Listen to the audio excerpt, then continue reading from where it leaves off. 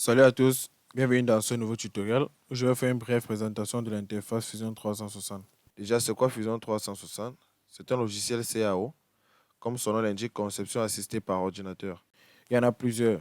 On peut citer NXCMS, SolidWorks, CATIA, AutoCAD et plein d'autres. Donc pourquoi Fusion? J'ai choisi Fusion déjà pour sa simplicité d'utilisation. Si vous venez cliquer ici au niveau de Design, vous verrez qu'il y a différentes options du logiciel qui s'affichent.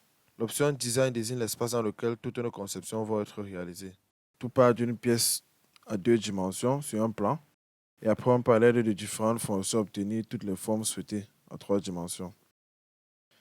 L'option Generation Design, c'est là que la particularité de Fusion intervient, parce qu'ici le logiciel fait appel à l'intelligence artificielle.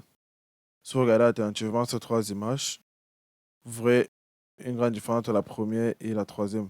Donc, la première a été réalisée juste à l'aide de l'option Design, tandis que la troisième, c'est une combinaison de Design et de Generative Design. Donc, que s'est-il passé? Dans l'option Design, on a dessiné les éléments que vous voyez en rouge et en vert. Donc, dans la deuxième image, on entre des consignes au programme. Déjà, génère-moi une pièce qui va rallier ces éléments-là, qui pourra supporter certaines forces. Donc, vous allez préciser les forces. Vous pouvez également préciser les matériaux avec lesquels vous voulez que cette pièce-là soit fabriquée. Le logiciel, il va vous donner une multitude de solutions, parmi lesquelles vous devez choisir une seule, donc celle qui vous convient le mieux. Donc, il faudrait des heures pour expliquer réellement cette option. Donc, on y reviendra prochainement avec des tutos plus approfondis. L'option Render concerne plus précisément le physique de votre pièce. Donc, après avoir designé la pièce, on va à l'aide d'un jeu de couleurs personnaliser son apparence, modifier le thème, donc rendre la pièce un peu plus réalistique. Dans l'option Animation, comme son nom l'indique, on a la possibilité d'animer notre pièce. Donc, on peut démonter et montrer le mode d'assemblage d'une pièce en faisant des petits montages vidéo en même temps. Au niveau de simulation, déjà, ce que vous devez savoir, c'est que chaque pièce avant sa production passe généralement par une simulation. On va soumettre virtuellement la pièce sous l'action de certaines forces et vérifier à travers les résultats si elle va se briser ou résister. Si elle résiste, ça veut dire que la pièce est bonne, elle peut être produite. Par contre, si les résultats ne sont pas bons, il faudra faire des modifications. Donc, dans l'option Manufacture, comme son nom l'indique, là, ça va concerner la fabrication. Donc, après avoir designé une pièce, il faut bien la produire. Donc, c'est dans l'option Manufacture que vous allez indiquer au logiciel comment vous souhaitez produire votre pièce. Ça peut être à l'aide d'une commande numérique, un laser, une imprimante 3D, et il y en a plein de méthodes comme ça. Quant à l'option Drawing, ça concerne beaucoup plus la présentation en deux dimensions de votre pièce. Dans le dessin technique, on communique généralement en deux dimensions, vu que c'est là qu'on a tous les détails sur les dimensionnements des différents éléments de la pièce. Donc, concernant les options, je pense que j'ai fait un bon petit résumé par rapport. Donc, si vous venez cliquer ici au niveau de BN, chez vous, ça va certainement afficher votre prénom. Donc, vous pouvez dans Autodesk Account modifier votre compte, entrer votre compte ou bien accéder à un autre compte si vous voulez. Ou dans My Profile, modifier votre profil. Donc, ce qui va nous intéresser ici, c'est préférences. C'est là qu'on pourra modifier tous les paramètres par défaut du logiciel. En ce qui concerne la langue, moi j'ai maintenu le mien en anglais. Vu que je suis nul en anglais, j'ai pour habitude de garder tous mes appareils en anglais. Ça me permet de m'habituer un peu à certains thèmes. Donc, si vous venez ici au niveau de Panzone Orbit Shortcuts, vous allez voir qu'il y a plusieurs options qui s'offrent à vous. Donc moi j'ai choisi SolidWorks, vu que le logiciel que j'utilisais avant celui-ci c'était SolidWorks. Donc qu'est-ce qui se passe avec cette option? Ça concerne beaucoup plus l'utilisation de la souris. Par exemple, si je veux zoomer, je roule vers l'arrière. Donc si je veux réduire, je roule vers l'avant. Je maintiens la roulade enfoncée pour retourner ma pièce. Si je veux la déplacer, je maintiens à la fois la roulade et la touche contrôle. Si je veux déplacer ma pièce, si je veux déplacer ma pièce en même temps. Non, je me suis trompé. C'est contrôle et... Ouais, c'est ça. Je ne m'étais pas trompé. Peut-être qu'il y a eu un souci.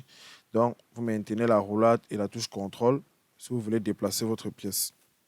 Donc, si vous venez cliquer ici au niveau de Job Statut, vous allez vous rendre compte chez moi, ça affiche online. À quoi ça sert ce option Working Online.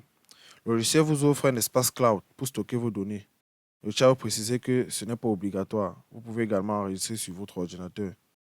Donc, quand vous êtes online, le logiciel enregistre tout ce que vous faites automatiquement, de telle sorte que si votre ordinateur s'éteint brusquement, ou si vous avez un autre souci du genre, que vous ne perdiez pas vos données. L'avantage de stocker ces données sur le cloud est que vous pouvez vous connecter à partir de n'importe quel autre ordinateur et retrouver toutes vos données sans souci. Une autre particularité de Fusion est que vous n'aurez pas les versions annuelles du genre 2018-2019 comme sur d'autres logiciels. Tout simplement parce que les mises à jour se font constamment.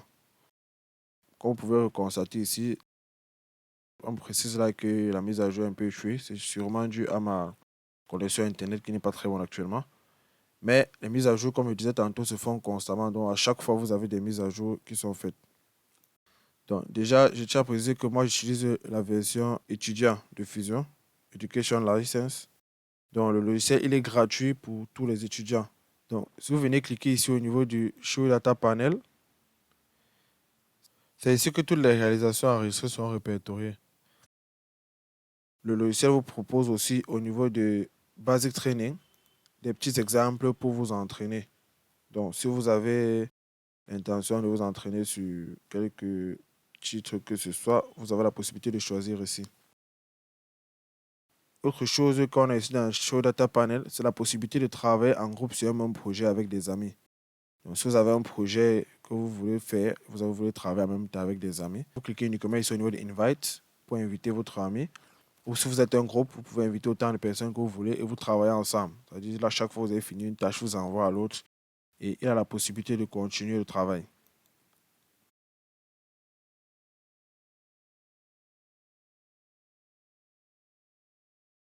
L'animation que nous avons actuellement est celle d'un critérium.